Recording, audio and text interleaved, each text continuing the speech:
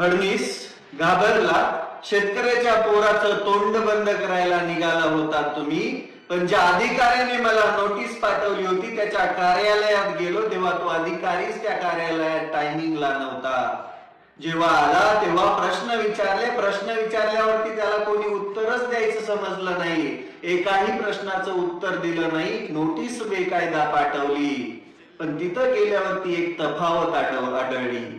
या राज्यामध्ये असणारं प्रशासन सामान्य माणसासाठी काम करतच नाहीये. ना वेळेवरती येतंय, ना वेळेवरती जातंय, ना सामान्य माणसाच्या न्याय हक्कासाठी लढतंय.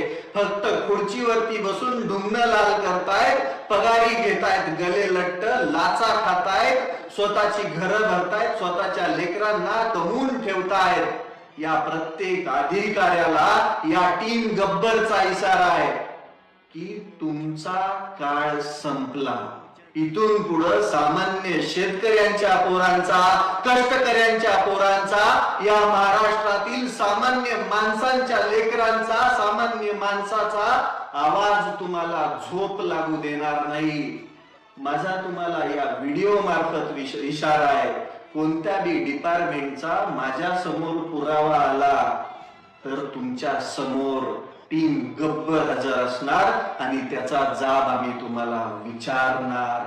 त्यामुळं वेळेवर काम करा, सामान्य माणसासाठी काम करा आणि सामान्यांसाठी जगा. कारण की तुम्ही त्या खुर्चीवरती मालक म्हणून बसलेला नाहीये, तर तुम्ही नोकर म्हणून सामान्य जनतेची सेवा करण्यासाठी बसलेला आहे.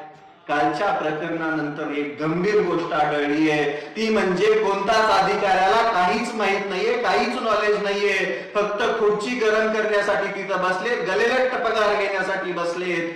सामान्य माणसाचं यांना काही घेणं देणं नाहीये. जो तो बोलतोय त्याची गळचेपी करतायत. त्यामुळे याद राखा, इथून पुढे गाठ गब्बरशी आहे. आणि माझी तमाम महाराष्ट्रातील जनतेला विनंती आहे, मायबाप हो, माझा याच्यामध्ये काहीही स्वार्थ नाहीये. पक्ष हवा असता तर आतापर्यंत कोणतं तरी पद घेऊन बसलोच असतो.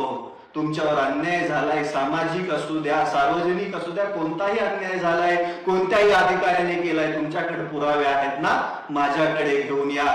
माझ्या ऑफिसचा पत्ता खाली देतोय, बिनधास्त या. त्या अधिकाऱ्याला पण, इथल्या सत्ताधाऱ्यांना पण, इथल्या लोकप्रतिनिधींना पण धारेवर धरण्याचं काम टीम गब्बर करणार आहे.